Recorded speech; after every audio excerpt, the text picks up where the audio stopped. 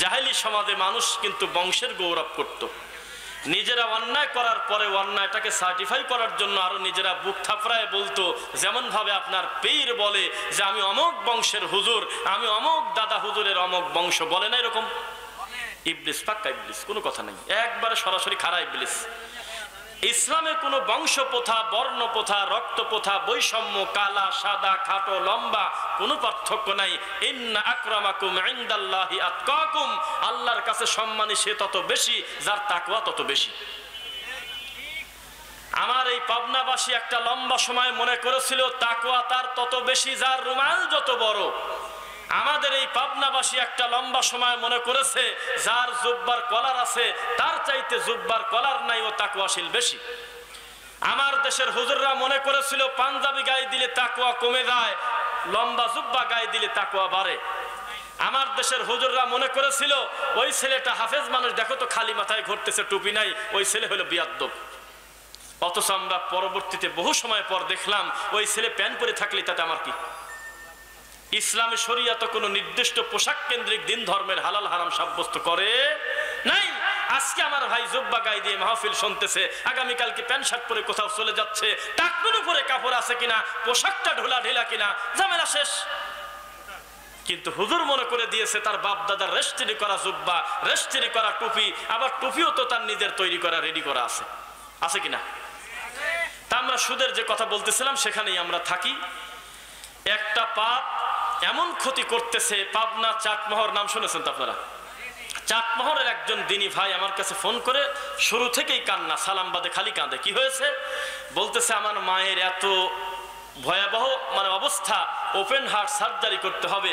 আমি আজ 17 দিন আমি দাঁড়ে দাঁড়ে মানুষের কাছে ঘুরেছি, একটা দিনী ভাই রাতি ভাই আমাকে কর্জে হাসানা দেয় নাই।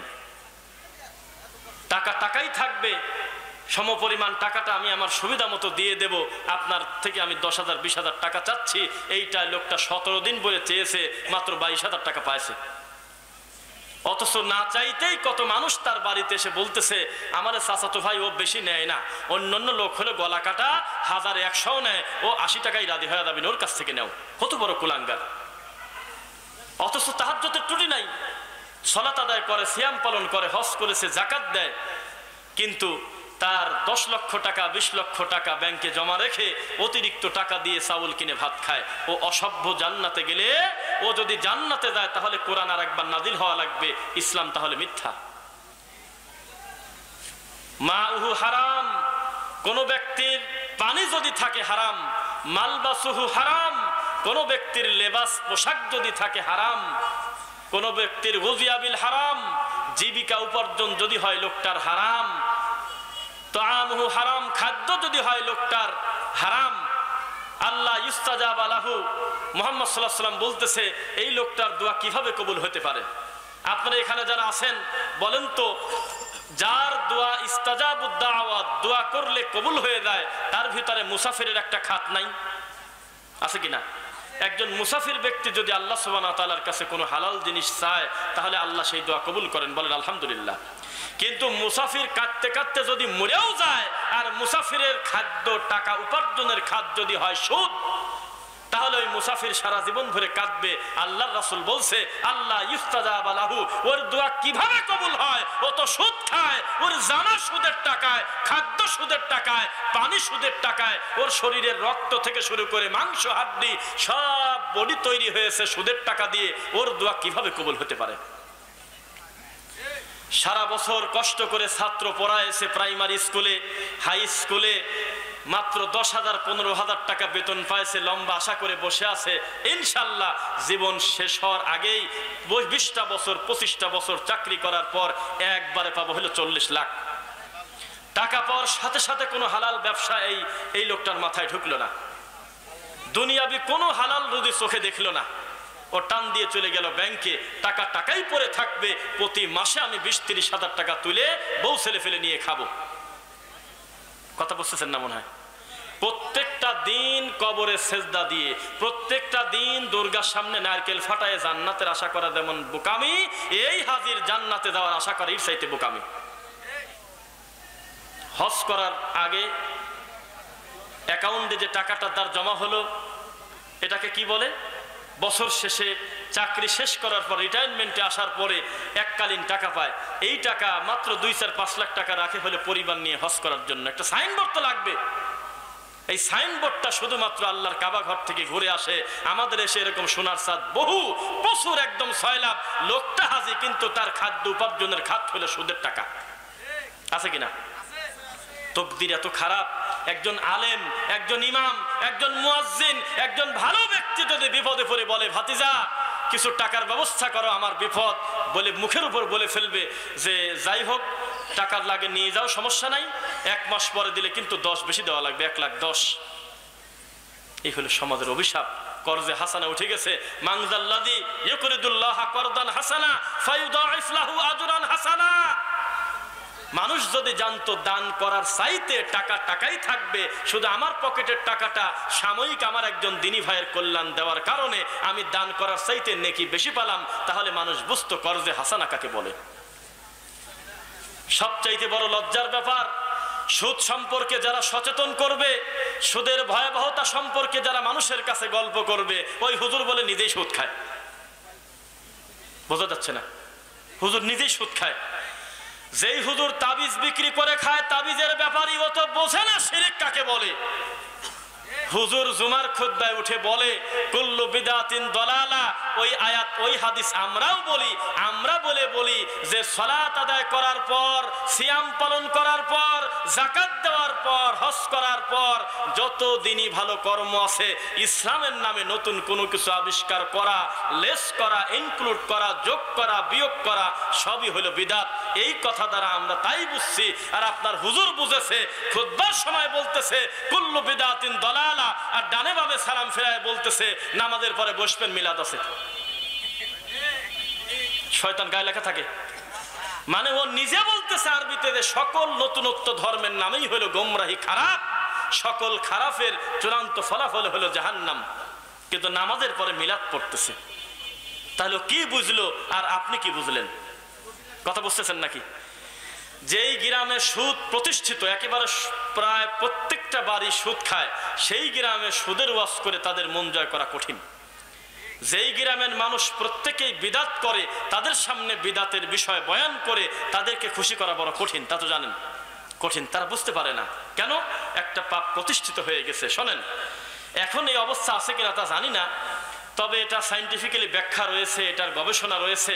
আজকের থেকে কিছুদিন পূর্বে বিশ্বের কিছু জায়গার মানুষ তারা কাপড় না পরে থাকাকে একটা গতি মনে করছে, ট্র্যাডিশন তাদের। কাপড় পরে না, ওই কিছু গাছের ইটি দিয়ে, পাতা দিয়ে ওইভাবে চলতেছে, উলঙ্গ। এখনো কিছু মানুষ আছে তারা উলঙ্গ চলে, আসে না? তাদের কাছে যদি আপনি লম্বা জুব্বা গায়ে দিয়ে যান, তারা নাকে কাপড় দিয়ে সিসি বলবে এই লোকটার হায়া লজ্জা বলতে কিচ্ছু নাই। মানুষ কোনোদিন গায়ে জামা দেওয়া লাগে, এই একটা জ্ঞান। তার মানে ওই গোটা সমাজে কিছু না পড়াটাকে তারা একটা নীতি বানায় নিয়েছে। আমাদের সুজানগর, আমাদের পাবনা মনে করছে এই মাটি হলো ওই পীর ঠাকুর বাবার। রাজবাড়ি মাহফিল করে আসলাম, মাহফিলে হুজুর আগেই কানে কানে বলে দিচ্ছে যে এটা কিন্তু ফুরফুরার এরিয়া। কার এরিয়া? একটু দেখে শুনে কথা বলবেন, একটু দেখে শুনে বলবেন, কোনো সমস্যা নাই, আপনি প্রধান বক্তা, আপনার গতিতে আপনি চালাতে থাকেন। তা আমি উঠেই বললাম যে আপনি কি তওবাটা এখনই করবেন না শেষ রাত্রি তওবাটা করবেন? কেন? তো বললাম যে না, কুফরি করার পর একটা লোকের কি কাজ থাকে আপনি আমাকে বলেন। কেউ যদি কুফরি করে ফেলে তখন কি করা লাগে? উপস্থিত জনতা বলতেছে আলাদা করে কালেমা পড়ে তওবা করতে হয়। তো বললাম সেম অপরাধ আপনি একটা কথাই বলে ফেলেছেন। এটা কোনো বাপ দাদার সম্পত্তি না কারোর, এই মাটির মানুষের দায়িত্ব, আমানতের পরিবর্তন হয়, মূল মালিক একজনই, তার নাম আল্লাহ।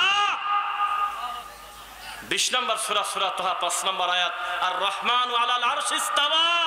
সেই আল্লাহ কোথায় থাকে বলেন? উপরে থাকে। আপনি যে বললেন এটা অমুক পীরের এরিয়া, এই কথাটাই তো কুফরি। কোন জায়গা, কোন বস্তু, কোন গ্রাম, কোন মহল্লা, ধর্ম কোনোদিন কোনো ব্যক্তি কেন্দ্রিক হতে পারে না। আপনার ঠাকুর শয়তানি করে গেছে এতদিন, সেটা ভিন্ন কথা। কোরআন আর হাদিস যখন সামনে এসে দাঁড়িয়েছে, 17 নম্বর সূরা, সূরা বানী ইসরাইল 81 নম্বর আয়াত, ওয়াকুল জাআল হক ওয়াজহাকাল বাতিল ইন্নাল বাতিলা কানা যাহুকা। আপনার হুজুরের কর্ম, চলাফেরা, শিরিক, বেদাত, কুফরি, যত শয়তানি ভারত থেকে ডেলিভারি দিয়ে এই দেশে নিয়ে এসেছে, আবার আমরা সেই দেশে তাকে পাঠিয়ে দেব ইনশাআল্লাহ। এগুলো তো আমরা পুষে রাখবো না। কারণ দাদা আলেম খুঁজে পায় নাই, চাচা আলেম খুঁজে পায় নাই, 5 গ্রাম 7 গ্রাম 10 গ্রাম ঘুরে একটা মৌলবি পাওয়া যেত, মুন্সি পাওয়া যেত, মাওলানা না। এখন 3 মিনিট পর পর একটা করে মুফতি পয়দা হয়। আল্লাহর কোরআনের কোন ভাষায় অনুবাদ করতে চান আপনি, সকল কিছু আপনার চোখের সামনে। এখন আর ঠাকুরের গল্প শুনবো না আমরা, ইনশাল্লাহ। কে বলে শুনবেন না? শোনাই তো হচ্ছে। আমাদের এই সমাজে আপনার বাবা বর্ডার পার হয়ে এসে খালি বলতেছে আমার আব্বা হুজুর যে কি কাম করছে বাবা। তা আমি তো আপনাকে সহজ সরল ভাবে বলছি, পিছনের ঝুঁটি ধরি ঘাট ধরি আমাদের মন থেকে। কেননা এখানে লেখা আছে হলে ইসলামী মহাসম্মেলন, এখানে লেখা আছে হলে বাৎসরিক ইসলামী মাহফিল। ইসলামী মাহফিলে তো দাদার গল্প বলা হারাম। ইসলামী মাহফিল শব্দের অর্থ আল্লাহ কি বলেছেন কোরআনে আছে কোন জায়গা, রাসূল কি বলেছেন হাদিসের আছে কোন জায়গা, ঠিক নাকি? মনে থাকবে ইনশাআল্লাহ। তাহলে সুদের ব্যাপারে যেটা আমরা বলতেছিলাম, এটা আমাদের জন্য একটা অভিশাপ যে বিপদগ্রস্ত মানুষ যদি বিপদে পড়ে বলে ছেলের ফর্ম ফিল আপ করতে হবে, ছেলেটার বিপদ, 3 মাসের খাদ্য বিল দিতে হবে, তাহলে 10,000 টাকা পর্যন্ত বিনা সুদে পাওয়াটা আজকাল আশ্চর্য, কি বলেন? কঠিন পরিস্থিতি। বিভিন্ন আকার ইঙ্গিতে বলে দিচ্ছে যে টাকা 10,000 নিয়ে দাও, একটু খেয়াল রাখো। খেয়াল রাখো মানে কি বলেন তো? তার মানে সে সুদ খেতে চাচ্ছে। সুদ এমন একটা পাপ, এমন একটা অপরাধ, এমন একটা ভয়াবহ পাপ, এমন একটা অপরাধ যে সুদখোরের কোনো হায়া লজ্জা থাকে না। জানেন কি সুদখোর কেমন? সুদখোর হলে আপনাকে ফাউন্ডেশন মনে করছে, আপনার কিস্তি দিয়ে আপনার ঘাড়ের উপরে পাও দিয়ে খালি উপরের তলায় উঠে নিয়ে চলে যাচ্ছে। আপনি শোনেন নাই নাপিতকে ঘর ভাড়া দিয়ে ওই ঘর ভাড়ার টাকা দিয়ে চাউল কিনে ভাত খেলে ইবাদত কবুল হয় না, তা শুনছেন নাকি? নাপিতের অপরাধ কি তাই বলেন আগে? ও তো নিরীহ গরিব মানুষ, 5 ওয়াক্ত নামাজ পড়ে। আমি নাপিতের ঘর ভাড়া দিছি, এই ঘরের থেকে যে টাকা দেয় ওই টাকা দিয়ে আমি চাল কিনে ভাত খাই, আমার দোষটা কি আপনারা বলেন? এই তো ঠিক পেয়ে গেছেন। কারণ নাপিত হইল মুসলমানের মুখে খুর দিয়ে দাড়ি কাটে। যদি বলেন যে নাপিত তার মাইকিং করে নাই, ও তো আর মিটিং করে বলে নাই যে আমার কাছে দাড়ি চাচা হয়, যে যেখানে আছেন আমার কাছ থেকে দাড়ি চাচ্ছেন, এই কথা তো বলে নাই। ওই অপরাধ কি? ওই অপরাধ হলো এই কারণ জর্দার কোটের উপরে 1 কোটি বারও যদি লেখা থাকে যে মাদক দ্রব্য থেকে দূরে থাকুন, এইটা খেলে মুখে ক্যান্সার হয়, এইটা খেলে ধূমপান করলে ক্ষতি, যত কিছু লেখুক এই সব লেখা হলো শয়তানি লেখা। আল্লাহর কসমে লেখার কোনো দাম নাই। এর সাথে আর কি করতেছে কেন? কারণ আপনি উৎপাদন বন্ধ করে দেন, ঝামেলা শেষ। এই হারাম খাওয়ার পরিবেশটা মানুষকে করার বন্ধ করে দেন, অটোমেটিক হারাম খাদ্য দেশ থেকে নাই হয়ে যাবে। আপনি সমানে মদ লাইসেন্স দিয়ে সমানে মদের সাপ্লাই করে যাচ্ছেন, কোটি কোটি গ্যালন গ্যালন বোতল আপনি মদ সাপ্লাই দিয়ে দিচ্ছেন, কত সুন্দর রেডি করে, আর পরে বলতেছেন মদ খেলে স্বাস্থ্যের ক্ষতি হয়। আপনি খালি চিৎকার চেঁচামেচি করেন যে সুদ খাওয়া যাবে না, সুদ খেলে বড় পাপ। বিপরীতে করজে হাসানা চালু করতে হবে। সুন্নাতকে প্রতিষ্ঠিত না করলে বিদআত ওখান থেকে উঠবে না। কথা বুঝতেছেন? এখন যদি 10 জন মানুষকে হাত উঁচু করতে বলি, আপনি 1 বছরের ভিতরে আল্লাহর জন্য, শুধুমাত্র আল্লাহকে খুশি করার জন্য কোন মুমিন ভাইকে 10,000 টাকা ধার দিয়েছেন, আমার মনে হয় 10 জন মানুষের হাত ওঠা কঠিন আছে। তা আপনার মুখে কি সুদের কথা মানায়? আপনি সুদের বিরুদ্ধে বলতে গেলে তো আপনি মায়ের খাবেনি, কারণ আপনি নিজেই তো এর সাথে জড়িত। পাপকে সহ্য করা, পাপকে প্রতিষ্ঠিত করে রাখা, পাপ করা সমান অপরাধী। লাআনাল্লাহু মান আওয়া মুহদিসান। রাসূল সাল্লাল্লাহু আলাইহি ওয়াসাল্লাম বলতেছে, কেউ যদি বিদআত করা তো বহুদূরের কথা, কোন বিদআতিকে সহযোগিতা করে, সমর্থন করে, বিদআতি হুজুরেক দেখলে জড়া ধরে, খালি কপালে চুমে দেয়, কয় হুজুরেক দেখলে আমার মন ভরে যায়। এই কথা বলার সাথে সাথে আল্লাহ লানত তোর উপরে, ওয়াল মালাইকাতি ফেরেশতার লানত, ওয়ান নাসি আজমাইন, গোটা মানব জাতির গজব আর লানত তোমার উপরে। প্রকাশ্যে একজন বিদআতিকে কেন সমর্থন করল? ইসলাম কঠিন জিনিস, এনে মজা করার জিনিস না। আমাদের এই সমাজে সুদ একটা এমন একটা ভয়াবহ অপরাধে পরিণত হয়েছে। সুদখোর ও তো বুঝতেছে না আল্লাহর দয়া কি জিনিস। এখানে কোনো মানুষকে যদি বলা হয় যে নিজের মাকে কি বিয়ে করতে চান, এই কথা শুনেই তো মুখটা নিচের দিকে আসে লজ্জায়। এই একটা কথাই কি ভাবাই যায়? অথচ আল্লাহ রাসূল সাল্লাল্লাহু আলাইহি ওয়াসাল্লাম বলতেছে, নিজের মায়ের সাথে জেনা করা, নিজের মাকে বিবাহ করা হারাম হওয়ার পরেও কেউ যদি বিয়ে করে, বিয়ে করে যত পাপ করলো, সুদ খায় তত পাপ করলো না, সবচাইতে কম পাপটা হলো মায়ের সাথে জেনা করা। নাউজুবিল্লাহ। 1 দিরহাম যদি কেউ সুদ খায়, আপনি ধরে নেন 10টা টাকা, 1টা টাকা, 5টা টাকা, আপনি তো লাখ টাকা খান। আপনার এই সমপরিমাণ টাকা 36 বার জিনা করলে যত পাপ হয় তত পাপ আপনার হয়ে গেছে। বলেন নাউজুবিল্লাহ। মাইকওয়ালা ভাই একটু খেয়াল রাখবেন, কেউ তো নেই এখানে। ও রাস্তা, এদেরকে ডাকার আমি এটা আমরা করি না কখনো। আপনারা যারা বাইরে ঘোরাফেরা করতেছেন আপনারা আপনাদের গতিতে বসে পড়বেন। তো যে কথা বলতেছিলাম, আল্লাহ সুবহানাহু ওয়া তাআলা শুকরিয়া আদায় করি, আমরা সঠিক দিন মানতে চাই ইনশাআল্লাহ। সুদের মতো ভয়াবহ পাপ থেকে আমরা বেঁচে থাকবো, আল্লাহ সেই তৌফিক দাও। সুদ এত বড় ভয়াবহ পাপ যে সুদ খাওয়ার কারণে মানুষ বড় বড় পাপের রাস্তা খুলে যায়। বিশ্বাস করেন কি? এর জন্য সমাজের আলেম ওলামা, সামর্থ্যবান মুরব্বী, হাজি গাজী সবাই দায়ী। কেন? কারণ তারা কর্জে হাসানাকে কঠিন করে ফেলেছে। মানুষের হাওলাত দেওয়াকে বোঝেন নাকি? হাওলাত দেওয়াটা কঠিন ফেলেছে। সময় অল্প তো সব বিষয় টাচ করব। সুদ, আপনি আমাকে 1 লক্ষ টাকা দিলেন, আমি আপনাকে ফেরত দিলাম 1 মাস পর 1,10,000। সুদ হইল না? হইল না? সুদ, তাই না? আরো কিছু সুদের নাম বলি। আমি আপনাকে 1 বিঘা জমি দিলাম, 1 বিঘা জমি আপনি খাবেন, 1 লক্ষ টাকা আমাকে আপনি দিলেন। 1 বছর পরে আপনার জমি আপনি নিয়ে নেবেন আর 1 লক্ষ টাকা আমার কাছ থেকে নিয়ে নেবেন। মাঝখানে আপনার টাকা নিয়ে আমি 1টা বছর উপকার পেলাম। এটা হলো মানুষের কথা। এবার আপনারা বলেন তো, এইটা কি অসুবিধা আছে? পিছনের লোক ভয় পাইছে, এটা কি সমস্যা আছে? আছে। কেন? ইসলাম এইভাবে জুলুম কাউকে করে না। টাকা টাকাই থাকবে পড়ে, 1 বছর আপনি সম্পদ খাবেন, ইসলাম এই বিধান করে না। আপনার ঠান্ডা হুজুর যা আর এক শয়তানি করে থয়েছে, বলতেছেন না 1 লাখ টাকা ওইভাবে ফেরত না আনি 99,000 নিক, 98,000 নিক, 2,000 টাকা কম দিয়ে দিক, তাহলে হুবহু ওই টাকাটা থাকলো না। কথা কি বুঝতেছেন নাকি? এটা হলে শয়তান এমন ভাবে ধোকা দিয়ে দেছে। আরে পাগল, 1 বছর ভরে সম্পদ খাওয়ার দাম কি 2,000 টাকা? 2,000 টাকা 1 বছর চলে গেল। তাহলে সম্পদ কি করতে হবে না আপনার? এটাকে কি বলে বা বর্গা নাকি? হ্যাঁ, কট। এটা কি রাখবেন আপনারা?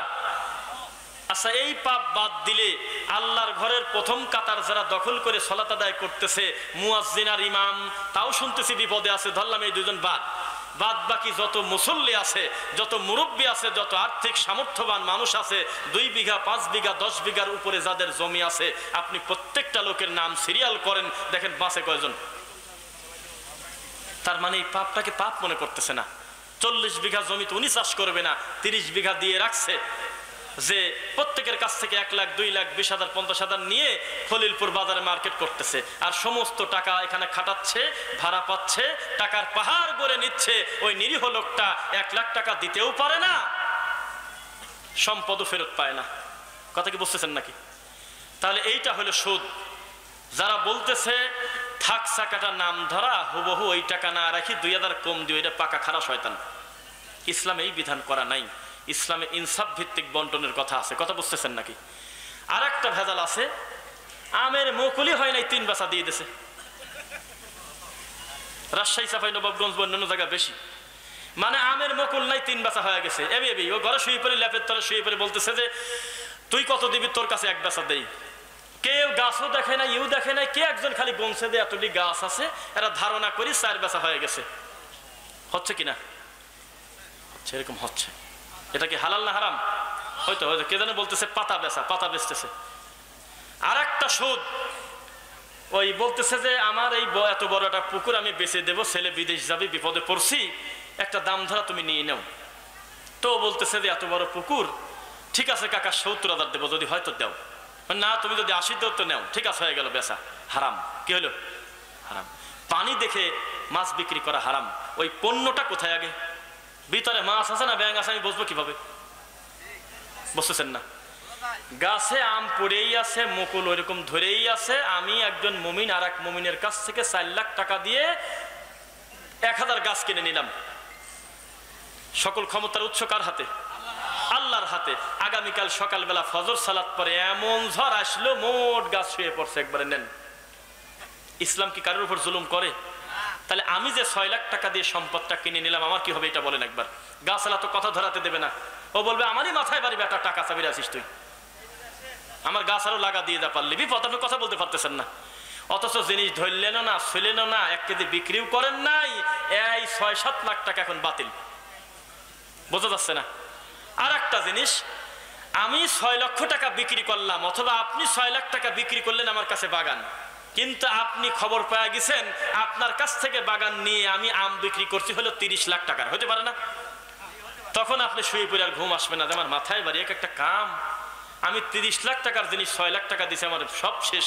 নামাজে মন বসবি না, রোজায় মন বসবি না, যা ভালো কথা কয় খালি মিজাজ স্ট্রং। ইসলাম কোনো অস্পষ্ট বিশ্বাসী না। ইসলাম বলে তোমার জিনিস কই। ডেস্টিনি শয়তানি করছিল আমাদের দেশে, মনে আছে নাকি?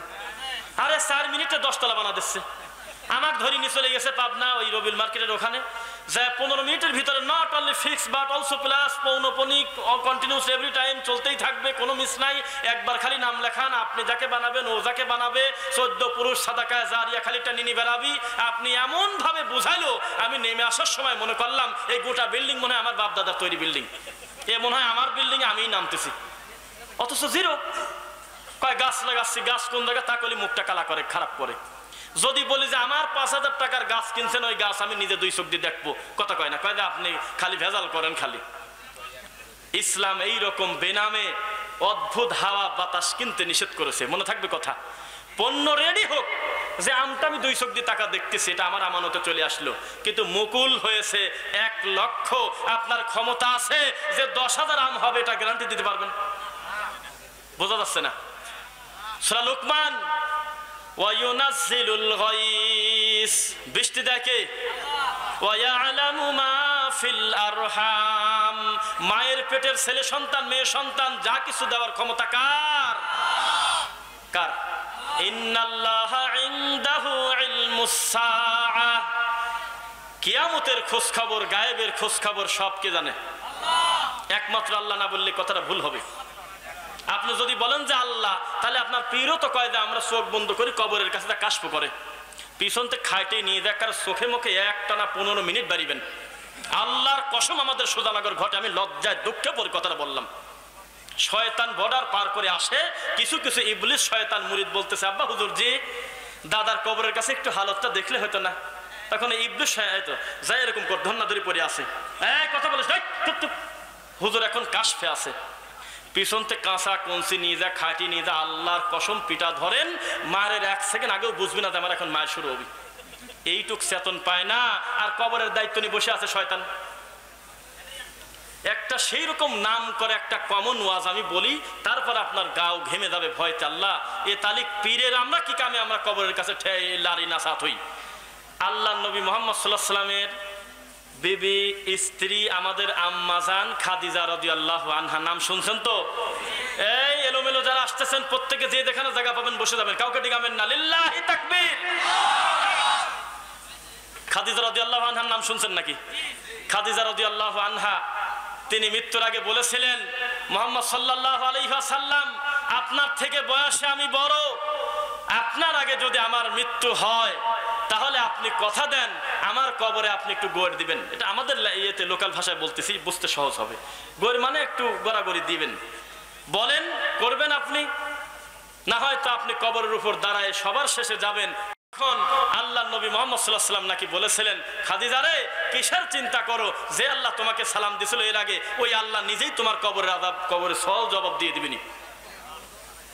সুবহানাল্লাহ তো বলতেছেন, এই সুবহানাল্লাহ বলিয়ে বলি যা কাম করেছেন কাকা, ধর্মটাকে একেবারে মারিয়ে দিয়েছেন একবারে। ঠাকুর মাকুর শয়তান খালি কয় আমার দাদা যায় নামাজ পারি, পানি দিয়ে ভাসি চলে গেছে, আপনি কাঁদেন আর কোন আল্লাহু আকবার। এ ঠিক মিকার বলেন না, চুপ করে বসে থাকেন। ধর্ম আলাদা জিনিস, কঠিন ব্যাপার।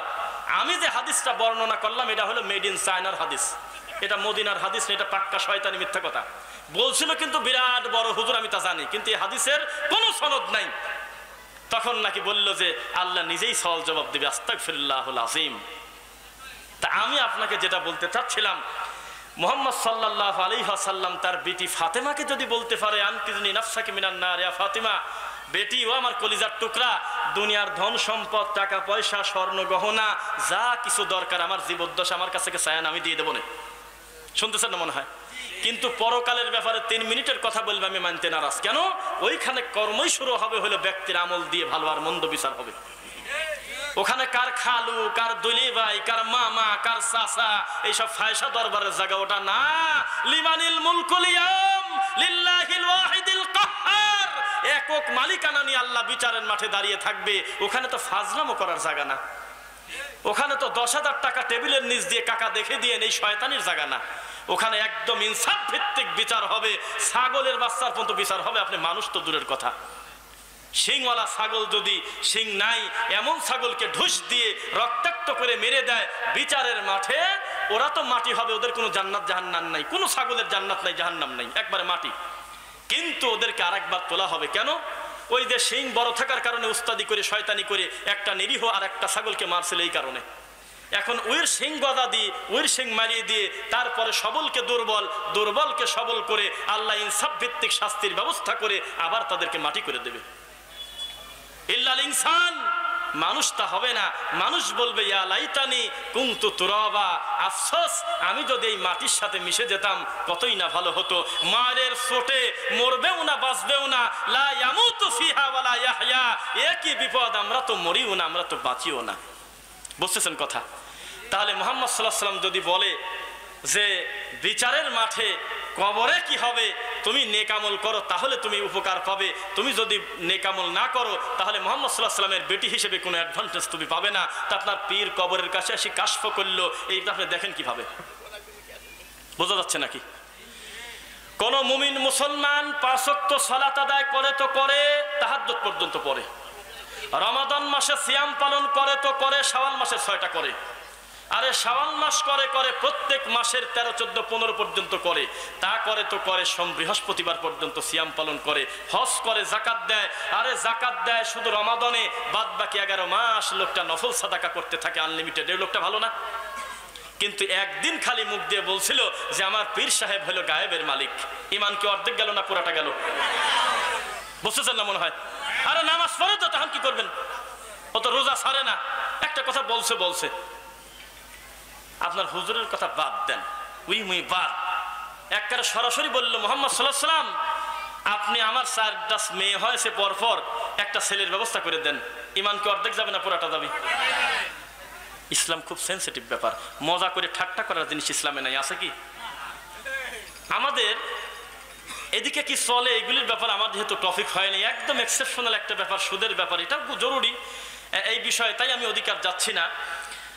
সুদ, ঘুষ, বান্দার হক নষ্ট করা, ওজনে কম দেওয়া, মুআমালাত, ইবাদত সংক্রান্ত সুন্নাহ বিদআত, এই ধরনের কোনো বিষয়ে আলোচনা আপনার হুজুর করে না। আপনার হুজুর খালি বলে আলা ইন্না আউলিয়া আল্লাহ, আল্লাহর ওলি চলে আসছে বাবারা, মুখের দিক তাকা থাকো, সগীরা গুনাহ মাফ। আল্লাহর কসম নিশ্চিন্ত করে হাফিজিয়া মাঝে পড়তাম, আমার হুজুর আল্লাহ তুমি তাদের অন্যান্য বড় বড় খেদমতের উসিলায় তুমি ক্ষমা করে দাও আল্লাহ। মানুষের ভুল থাকে, আমাদেরকে বলতো যা তাড়াতাড়ি ওদিক যা, ওই ঘরে পীর সাহেব হুজুর বলছে এখানে কে, ওইদিক যা, চুপ করে তার কদম মোবারক বলে, কদমের কাছে দাঁড়ায় মুখের দিকে একটু তাকায় থাকবে, আল্লাহর ওলির চেহারার দিক তাকালি পারে, নূরের চেহারা দেখলে অটোমেটিক সগীরা গুনাহ মাফ। আমরা যা হা করে তাকা থাকছি, জি এটা হয়েছে, কোন লজ্জা কোন তো টাকা থাকলে বলে গুনাহ মাফ। অথচ আমরা জানি মেয়ের সম্পত্তি ছেলেকে লিখে দিলে কাবা ঘরের গিলাপ ধরে যদি কাঁদতে কাঁদতে ঠাটা পরে মরেও যায় তাহলে জান্নাত হচ্ছে না। আরে টাকা থাকবো বলে বাপের দিক গুনাহ বলে মাফ, কোন তো দেখি দুঃখ। দেশে এসে তাওহীদের কথা নাই, সুন্নাতের কথা নাই, বিদাতের কথা নাই, সমাজের মানুষ কোন কোন রোগে আক্রান্ত, এই আমি যদি ভুল না করি আমার সামনে যারা বসে আছেন প্রত্যেকের ওপেন হার্ট সার্জারি করার মতো রোগী আমরা, ইবাদত সংক্রান্ত দিনই কাঁদে। অথচ আপনার হাতে আপনার পীর একটা নাফা ধরা দিচ্ছে যে যাও খাওগা। কেরে বেটা আমার বুক ফাটতে হবে, আমার ভিতরের সমস্যা, আমি মারাত্মক রোগে আক্রান্ত, আমাকে দিচ্ছে নাফা ধরা। তারপর আরেক আলোচনায় আসি, সুন্দর একটা বন্টন নীতি ইসলামে আছে। আপনি যারা অর্থ সম্পদ আল্লাহ সুবহানাহু ওয়া তাআলা দিয়েছেন, জমি জমা অনেক আছে, হারাম খাদ্য খায়েন না। কত হুজুর বলতেছে, কত মানুষ আপনাকে বলে, আমরা ওয়াজ করার পর আপনি বললেন আস্তে আস্তে ঠিক হয়ে যাবেন, এই কথাটাই একটা ধোঁকা। কথা বোঝেন নাই? ওই এটা উদাহরণ, সত্য উদাহরণ, কালুখালী নাম শুনছেন নাকি? সব ওকে, ওরা সেই খুশি। 42টা প্রশ্নের উত্তরের বাপ দাদার জীবনে এই সিস্টেম দেখছে, কথাবার্তা সব ভালো। উপজেলা চেয়ারম্যান খালি আমাকে একবারে ফাইন করে জড়া ধরি এই জায়গা বলতেছে যে সব ঠিক আছে, মাত্র 2টা মিনিটের জন্য হলেও একটু মোনাজাতটা করে দেন। 2 মিনিট, এটা নামে মাত্র একটু ফর্মালিটি মেনটেন করেন, বলেন যে আল্লাহুম্মা আমিন বলে ছাড়িয়ে দেন। তার মানে উপস্থিত জনতা মানামাই লাগানেমিনি, আস্তে আস্তে ঠিক হবেনি। তাই বললাম যে কোনো সমস্যা নেই, আপনি যেহেতু বললেন, কিন্তু আমার একটা দায়িত্ব আপনাকে নিতে হবে। আমি এই মোনাজাত করার পর কত সময় পর্যন্ত এই দুনিয়াতে লাস্টিং করব তার একটা সিগনেচার দেন। কয় যে তাই এবার হয় নাকি, আমি কি জানি কত সময় বাঁচবেন? তাহলে আমি তো এই ভয়তেই শয়তানি করবো না, কেননা এটাই যদি আমার শেষ কর্ম হয় তাহলে আমার শেষের কর্ম হলে বিদআত। অথচ আমার হওয়ার দরকার ছিল আখিরুল কালাম লা ইলাহা ইল্লাল্লাহ ফাদাখালাল জান্নাহ। কোন মানুষের মুখের শেষ বাক্য যদি হয় লা ইলাহা ইল্লাল্লাহ, তাহলে সে জান্নাতে যাবে ইনশাআল্লাহ। কিন্তু আমি এই কামটা করব, এত বড় বিদআত নিয়ে আমি মরলে এখন যদি আমার মাথার পর ঠাডা পড়ে, আল্লাহ কোনোভাবে আমাকে নিয়ে গেল, তাহলে আমার জীবনের শেষ কর্ম হলো বিদআত। আমি পারবো না। উপজেলা চেয়ারম্যান আপনি নিজেই হাত তুলে দোয়া করেন, আসসালামু আলাইকুম ওয়া রাহমাতুল্লাহি ওয়া বারাকাতুহু বলে আমি উঠে গেলাম। জোকারের মতো টাকা আছে, কি বলবি আর? আমি বললাম পেশাবখানায় যাওয়ার দোয়া শিখায়েছে আল্লাহর নবী। মা বোনদের গোপন মাসিক, হায়েজ, নেফাস, সকল গোপন রোগের কথা পর্যন্ত 1450 বছর আগে বলেছে, যাতে আমার উম্মতের মা বোনরা বিপদে না পড়ে। এত কিছু ক্লিয়ার করে দিয়েছেন। নিজের বাচ্চাকে দুধ খাওয়াবে কিভাবে, নিজের জুতা নিজে কিভাবে পায়ে দেওয়াবে, নিজে 1 গ্লাস পানি কিভাবে খাবে, নিজের বাড়িতে নিজে মন মতো ঢোকা যায় না, রাসূলের নীতিতে ঢুকতে হয়, নিজের বিছানায় নিজে ঘুমানো যায় না, মন মতো দোয়া পড়ে ঘুমাতে হয়। এত কিছু শেখায়ছে যে নবী, সেই রাসূলকে জানায় নাই যে জালসা মজলিসের পরে আমাদেরকে কি বলে এই মাহফিল শেষ করতে হবে। তখন আর কোনো কথা নাই। লাস্টে আমরা ওই পর্দার কাছে পাইনি, মিটেনি, হুজুর চলে আসে। 1000 টাকা দিলি বলছে আপনার মুফতি হুজুরে সারাদিন 5 ঘুরিন দেয়। ওই হুজুর আসে কোনায় বসে করছে যে আল্লাহুম্মা আমিন। জি হচ্ছে। যাই হোক, সময় আমাদের হাতে মনে হয় খুবই একদম সংকীর্ণ। আমরা এখান থেকে নেমে আমরা আমাদের গন্তব্যে যাওয়ার চেষ্টা করতেছি, এবং আপনারা যারা এখানে লম্বা সময় এসেছেন এবং লম্বা সময় থাকবেন, কত বাজে দেখি? ও আচ্ছা, সময় আছে ইনশাআল্লাহ। এখানে রাখেন ফোনটা, দেখবেন।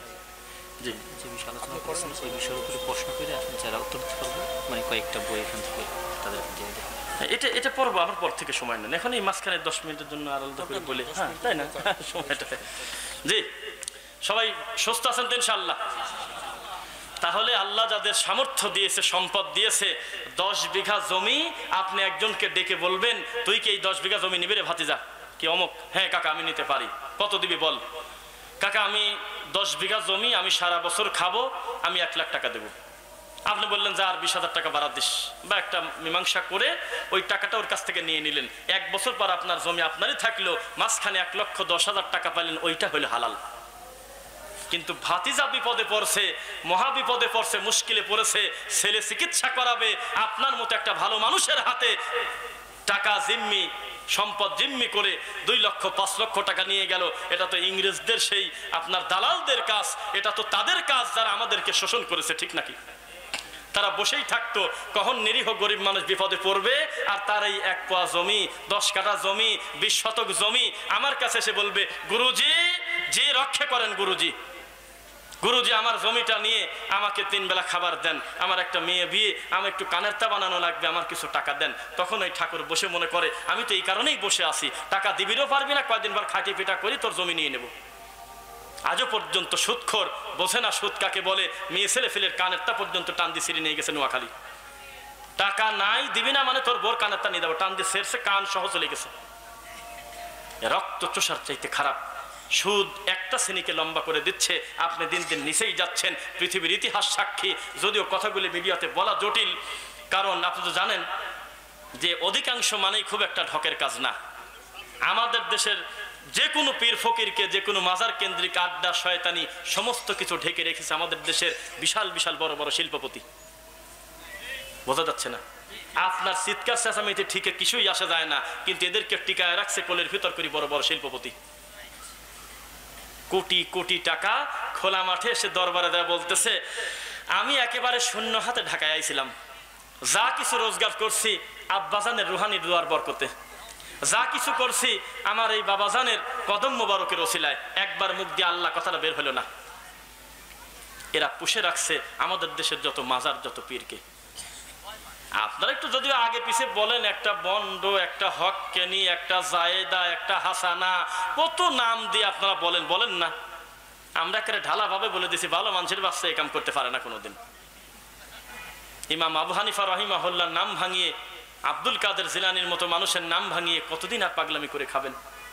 আপনার হুজুরকে বলবেন, আমরা আসার কোনোদিন যদি আশপাশে পান, একটু বেয়াদবি করবেন না, বিনয়ের সাথে মুস্কি হেসে হুজুরের ডান হাত খান ধরে বলবেন, পীর সাহেব হুজুর, আপনার সাথে ব্যক্তিগত দ্বন্দ্ব নাই, সম্পদ নিয়ে দ্বন্দ্ব নাই, একটা কথা, আজ 30টা বছর 40টা বছর আপনার খানকা পুষতেছি, আপনার দাদাকে পালকিতে করে নিয়ে আসছি, আপনার আব্বাকে নিয়ে আসছি, আপনিও আসতেছেন, ভবিষ্যতে কিয়ামত পর্যন্ত আপনার সিলসিলা আমরা টেনে নিয়ে বেড়াবো। কিন্তু একটা কথা, আপনি তো এই যতদিন পর্যন্ত মাহফিলে এসেছেন, খালি দাদার কথা, মামার কথা, কাকার কথা, খালুর কথা, দুলিবার গল্প। একটা কথা আপনাকে বলি, সকালে 4000 বার ইল্লাল্লাহ, মাগরিবের পর 4000 বার ইল্লাল্লাহ, এত কিছু আমাদেরকে দিয়ে গেলেন। আপনি কি জানেন আমাদের এই সমাজের যুবক ছেলেপেলের বর্তমান অবস্থা? ভাত খায় এক বেলা, গাঁদা খায় 3 বেলা। খবর কি জানেন? আমাদের এই গোটা সমাজের মানুষের রক্তে মিশে আছে সুদের মতো ভয়াবহ পাপ। কোনো না কোনো ভাবে ডিরেক্ট ইনডাইরেক্ট সবাই সুদের সাথে সম্পৃক্ত। আপনার মুখে তো সুদের ওয়াজ পেলাম না কোনোদিন। আপনি খালি বলেন, ও বাবারা, ওলিদের মোহাব্বত করো বাবা, তোর মোহাব্বত করি, তোর পুঁজি করি, আমি যদি সুদ খাই কাম আছে, আমার সংশোধন হতে হবে না? তাদেরকে বলেন, মুখটা শুকে যাবে। ডাইরেক্ট আপনাকে, দেখ ছেলে তুই বেশি বুঝিস, মানে সাইড থেকে কুই দেওয়ার লোক তো অনেক আছে, কুই দেওয়ার একজন মুরব্বী বলেই ফেলবে, তোর বাপের বিয়ে খাইছি, তুই 2 দিনের ছেলে, এত কথা কইসকে? তো বাপের বিয়ে খালি না মরা খালি, এর সাথে হালাল হারামের কি সম্পর্ক? এই হলো বর্তমান অবস্থা। কথা বুঝতেছেন নাকি? একটু শক্ত হয়ে যাচ্ছে না তো বলা? মাঠটা তো আমাদের মাঠ, এই জন্য একটু শক্ত করেই বলি। আল্লাহ সুবহানাহু ওয়া তাআলার মাঠ, আমাদের কারণ না।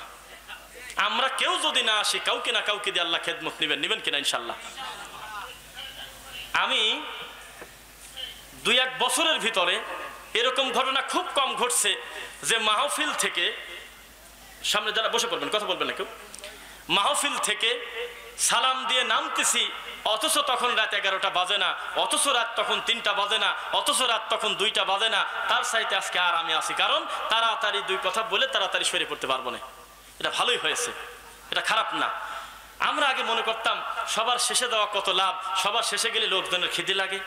আর নয়তো মেলা সময় বসে থাকতে থাকতে খুলিকল ইনসানু আজুলা, মানুষ হলো তরাপ্রবণ জাতি, খালি উঠবস করে। এই জন্য আমি এসেছি মাগরিব থেকে এসা পর্যন্ত আমার জায়গা থেকে 2টা কথা বলবো। তবে আপনি কল্পনা করতে পারবেন না পরবর্তীতে যারা কথা বলবেন তারা কত বড় বড় দায়ী, বলেন আলহামদুলিল্লাহ। আপনারা প্রাণ ভরে কথাগুলো শুনবেন, মনে থাকবেন ইনশাল্লাহ। আমরা আরো 10 মিনিট আপনাদের সামনে কথা বলবো, আল্লাহ সময় বরকত দিন, আল্লাহুম্মা আমিন।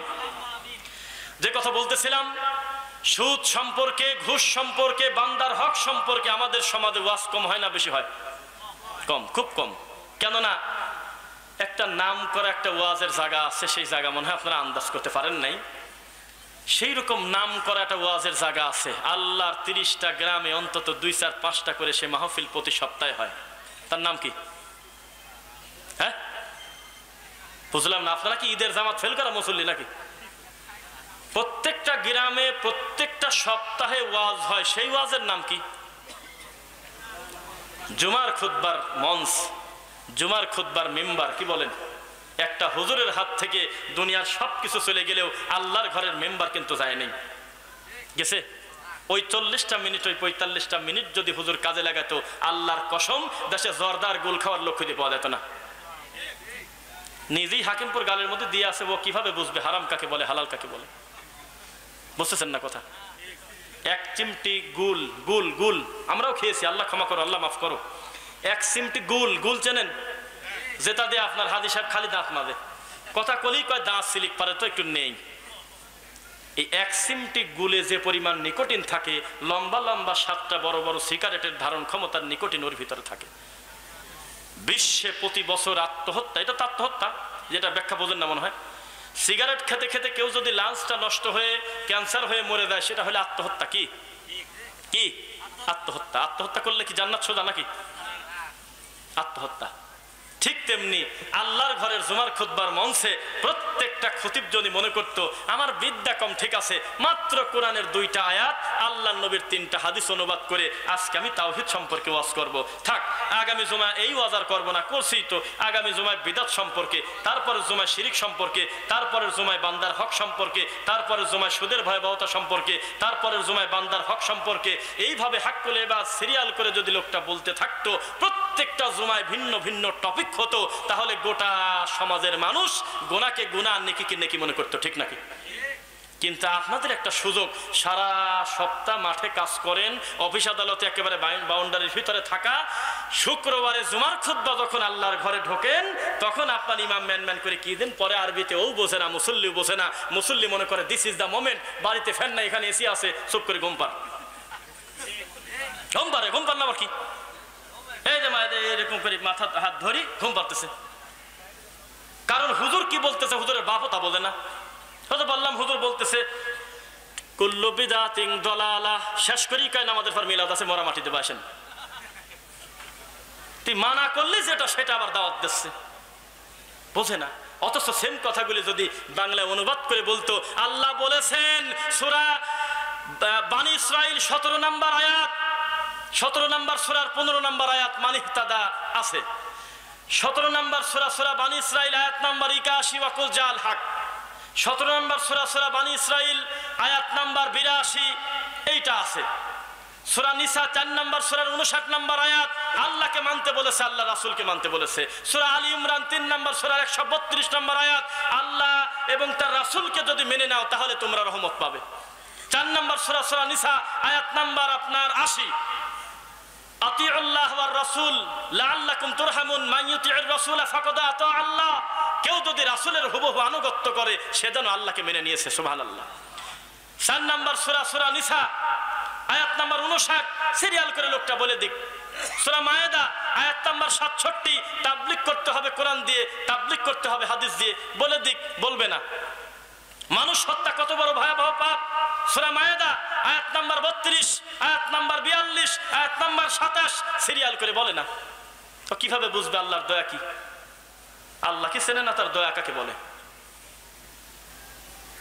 আবু জেহেল কোন কারণে আবু জেহেল, এইটার ব্যাখ্যা যদি আপনাকে আমি করতাম আপনি তাজ্জব হয়ে যেতেন যে আপনার ইমানের হাল হাকিকত, ইমানের অবস্থাটা কি। আমাদের দেশে যে বুজুর্গ, সে এতই বুজুর্গ, মানে মেয়েটা এত পর্দাশীল, নিজের স্বামীর সাথে পর্যন্ত 3 বছর দেখা দেয় না, বুঝলেন না কথা। 2-4টা ভালো মানুষ যাও আছে, খালি রুমাইল মুরিদি, খালি মাঠের দিক টাকা, ডানিবাম থেকে সালাম আসে, ওর কাম খালি ওয়ালাইকুম আসসালাম ওয়ালাইকুম আসসালাম বলা, নিজে সালামও দেয় না, সলাতের দাওয়াতও দেয় না, সুদ খায় যে তার বাড়িতে দা অনুরোধ করে বাদও দেওয়ায় না, গান বাজনাও বন্ধ করে না। হাজি নিচে শুয়ে আছে 3 তলায়, খালি ড্যান্স হচ্ছে আর গান বাজে। হাজি বললেই কয় যে ওরা কি আমার কথা শোনে, সাওয়াল ফলকে আমার কথা শোনে? তুমি হাজি, তুমি উপরে রেখা, তুমি নিচে থাকার কথা, তুমি মাটির নিচে ঢোকো, তুমি উপরে কি করো? তুমি বাপ। রাগ করতেছেন মনে হয়, আল্লাহ দয়া পাবে না, কেননা সে হুজুর পাইছে ওই জাতি, মুসল্লি পাইছে ওই জাতি, যা দাওয়াতি কাজ হচ্ছে শিরিক আর বিদাতকে বেশ করে হচ্ছে। আল্লাহ ক্ষমা করুক, আল্লাহুম্মা আমিন। তাহলে আপনারা ইবাদত করবেন তদন্ত করে, বলেন ইনশাআল্লাহ। একটা পাপ থেকে বাঁচার জন্য মুসলমানের বাচ্চা কোরআনের একটা আয়াত যথেষ্ট।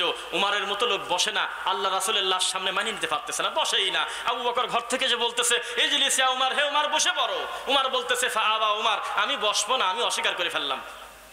বোঝা যাচ্ছে না মনে হয়? উমারের মতো মানুষ আল্লাহর নবীর লাশ সামনে মেনে নিতে পারতেছে না, বসে না, অস্বাভাবিক হয়ে আছে। আবু বকর এসে খালি একটা আয়াত বলছে, উমার ঠান্ডা হয়ে গেছে। মুসলমানের একটা আয়াতই যথেষ্ট, সামিনা ওয়া তানা। যে শুনবে এটা সুদ, এটা পাপ, সঙ্গে সঙ্গেও বলবে আল্লাহ আমার জীবন থাকতে এই পাপ আমি করব না আল্লাহ। মুসলমান শুধু শুনবে এই কাজ করলে আল্লাহ খুশি, এই কাজ করলে রাসূল খুশি, ও বলবে আমার জীবন চলে যাক, ইচ্ছাকৃতভাবে আমি রাসূলের এই সুন্নাহটা ত্যাগ করব না। বোঝা যাচ্ছে নাকি? গুনাহকে ছোট গুনাহ মনে করবেন না, ছোটখাটো গুনাহ মনে করে সেই গুনাহ করিয়েন না, কেননা এই ছোট গুনাহ করলেও যে শাস্তি দিতে পারেন তার নাম হলো আল্লাহ। ছোটখাটো বলে নবীর কোন সুন্নাতকে ব্যঙ্গ করে আমল থেকে দূরে থাকবেন না, কেননা এই ছোট আমল করলেও যিনি খুশি হয় তার নাম হলো আল্লাহ। এটা তো দুনিয়ার মানুষ না যে বলে দিয়েছে বেটা 10টা থেকে 4টি পর্যন্ত কাজ করলে 500 টাকা। আপনার ব্যাপারে রিজিকের কোনো নির্ধারণ করা নাই। মান জাআ বিল হাসানাতি ফালাহু আশরু আমসালিহা। কোন মানুষ যদি একটা নেক কাজ করে, একে সর্বনিম্ন 10। বুঝাচ্ছে? আর এক জায়গায় বলতেছে মাসালুল্লাযীনা ইউনফিকুনা আমওয়ালাহুম ফি সাবিলিল্লাহি কামাসালি হাববাতিন আমবাতাত সাবআ সানাবিলা ফি কুল্লি সুমবুলাতিন মিআতু হাব্বা। সারা দেন না, বীজ ছিটায় দেন না, বীজ থেকে চারা গজাইছে, একটা থেকে চারা গজাইছে, ওর ভিতর থেকে 7টা শেষ বাড়া গেছে, প্রতি শীষে 100 দানা। একে কয়শো হইল? 7 10 170, একে 700 হয়ে গেল এখানে, তাই মনে হচ্ছে। কিন্তু আল্লাহ বলতেছে ওয়া ইয়ারযুকু মান ইয়াশাউ বিগাইরি হিসাব। আরে আমি আল্লাহ যদি কাউকে উত্তম রিজিক চাই, দিতে চাই, গুনাহগাতা কিসের, আমি আমার মন মতো দিয়ে দেই। ওয়া মান ইয়ারযুকুহু মিন হাইসু লা ইয়াহতাসিব। সুদ থেকে বাঁচো, ঘুষ থেকে বাঁচো, টেবিলের নিচে টাকা খাওয়া থেকে বাঁচো, হারাম খাওয়া থেকে বাঁচো, বান্দার হক থেকে বাঁচো। তোমাকে আমি কি পরিমাণ রুজি দেব তুমি নিজেই বলবে। আল্লাহ এই কয় টাকার বেতন পায় বাপ মা এত খুশি কিভাবে থাকে, আল্লাহ আমাকে এই এত বরকত তুমি কিভাবে দিচ্ছ? এটা হলো হালালের বরকত। কিসের? এখানে যারা রয়েছেন হাত উঁচু করে বলাটা এইভাবে আমি গতির বিরুদ্ধে বলি না, তবে প্রত্যেকে একটু আওয়াজ করে বলেন আমরা জীবদ্দশায় কোনোদিন সুদ খাবো না, সুদ নেবো না, বলেন ইনশাআল্লাহ। পারবেন তো ইনশাআল্লাহ?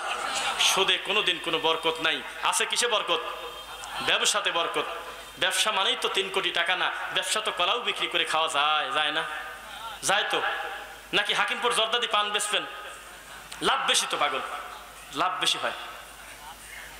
একটা কথা বলে শেষ করে দেব, সুদ যে খায়, যে খাওয়াচ্ছে, যে লেখতেছে সুদের সাক্ষী, যেই লোকটা বলছে ওই বাড়ি গেলে সুদ পাওয়া যায়, ওর কাছে চলে দাও। আপনি সুদ খেয়ে যত পাপি, ওই বাড়ি সেনা দেওয়ালা তত পাপি।